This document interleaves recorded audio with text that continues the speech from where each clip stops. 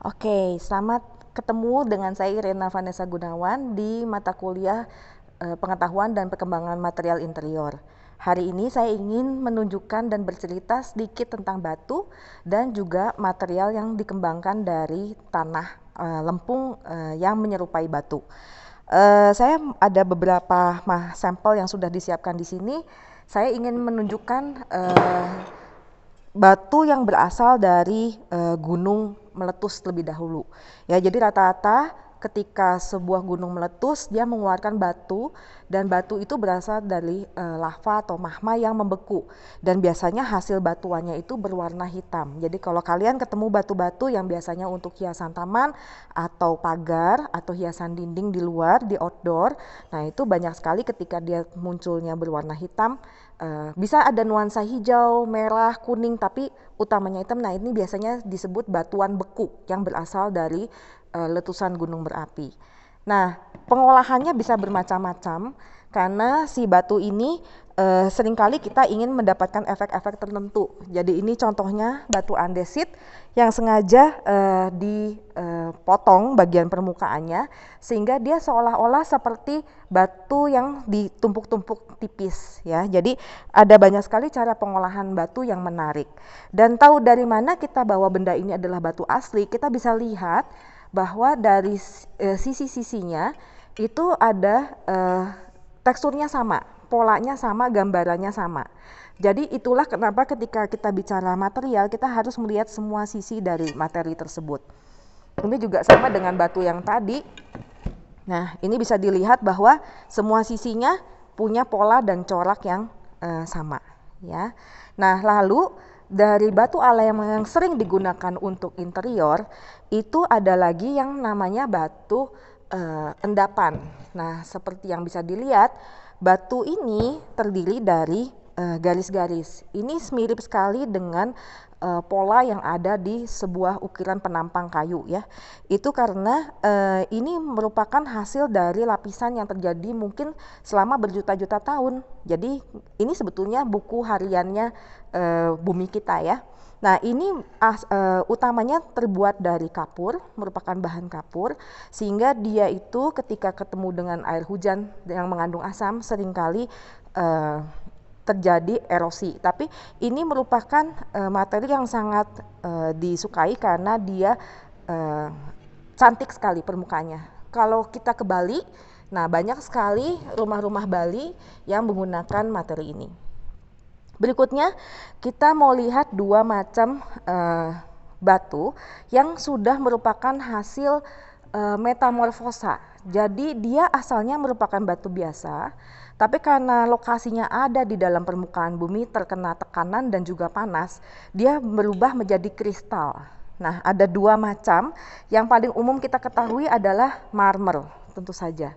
Saya pegang satu jenis marmer, bisa dilihat bahwa dia ada urat-uratnya, ya. Itu merupakan lelehan dari mungkin lapisan-lapisan mineral, lalu dia bisa mengkilat karena dia sudah menjadi kristal ya. Jadi batu-batu yang lain seperti batu vulkanik atau batu endapan itu digosok tidak bisa menjadi mengkilat, tapi yang ini bisa ya karena dia mengandung kristal. Dan biasanya batu-batu ini tidak bisa terlalu tipis, jadi paling tipis tuh mungkin 2 cm ya atau 1,5 cm. Kalau tidak dia bisa retak. Nah, marmer ini diambil dan ditambang dari suatu gunung. Yang lainnya adalah yang sering kita ketahui adalah granit. Nah, granit ini pembentukannya sedikit berbeda dengan marmer karena granit ini biasanya merupakan adonan panas di perut bumi yang didorong melalui kulit bumi sehingga dia membawa teman-temannya. Ya, jadi ada teman-temannya. Makanya seringkali granit itu permukaannya gambarannya titik-titik, bukan garis-garis seperti marmer. Sama juga dia ada ketebalan ya, tidak bisa terlalu tipis. Kalau terlalu tipis dia pecah. Nah, lalu semua bagiannya mempunyai pola yang sama. Jangan heran kalau permukaannya halus ya. Batu-batu alam ini jangan heran kalau permukaannya halus karena ketika mereka dipotong dari tambangnya atau dari bongkahan batu yang besar itu menggunakan mesin atau alat ya. Jadi bukannya ditatah gitu. Jadi Itulah kenapa permukaan-permukaannya ini halus karena bekas potongan. Seperti itu. Nah, di luar batu-batu alam ini, karena sulitnya untuk mendapatkan dan sourcesnya terbatas, sehingga manusia itu sudah membuatkan tiruan-tiruannya. Nah, tiruannya ini kebanyakan dibuat dari lempung. Jadi dia punya karakter yang sama dengan batu. Salah satunya adalah dingin. Kalau dipegang dingin ya. Jadi ini saya tunjukkan keramik. Ya. Jadi kalau kalian lihat keramik ini menyerupai batu ya, mungkin menyerupai granit, tapi dari mana kita tahu dia bukan batu granit asli? Dari ketebalan ininya, tingginya, karena dia lempung itu ketika dibakar, makin tinggi pembakarannya dia makin kuat dan bisa makin tipis ya. Jadi mungkin tebalnya hanya sekitar 6 mili. Lalu biasanya di bawahnya ada pola untuk membantu ketika dia dicampur adonan semen atau apapun itu untuk menempel, dia bisa menempel dengan baik.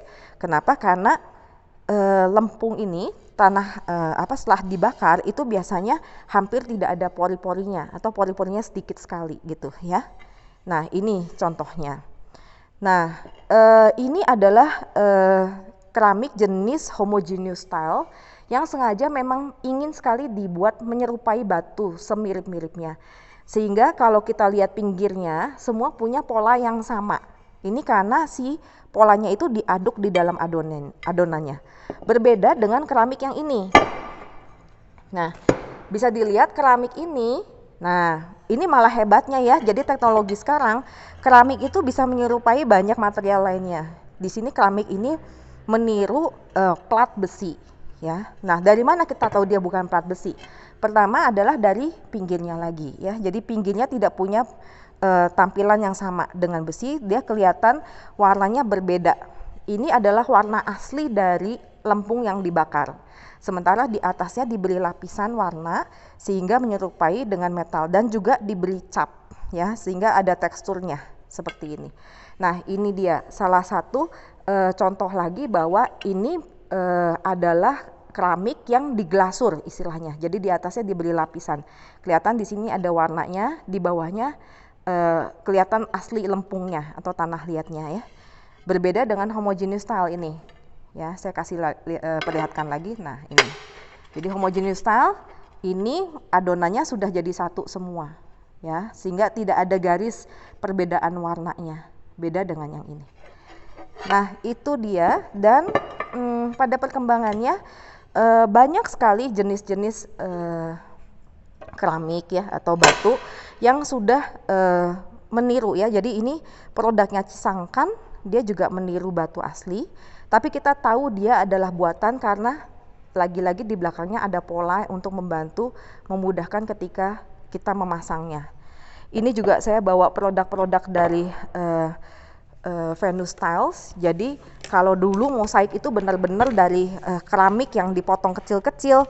Nah, kalau sekarang dia sengaja sudah dicetak ya, dicetak bentuknya macam-macam, bahkan ada yang seperti pecahan kaca atau pecahan batu tipis-tipis, tapi karena semuanya sudah dibuat terukur dengan pabrik sehingga pemasangannya akan lebih mudah gitu dan lebih cepat ya. Kalau dulu mosaik tuh harus kira-kira ukurannya, bentuknya harus sama.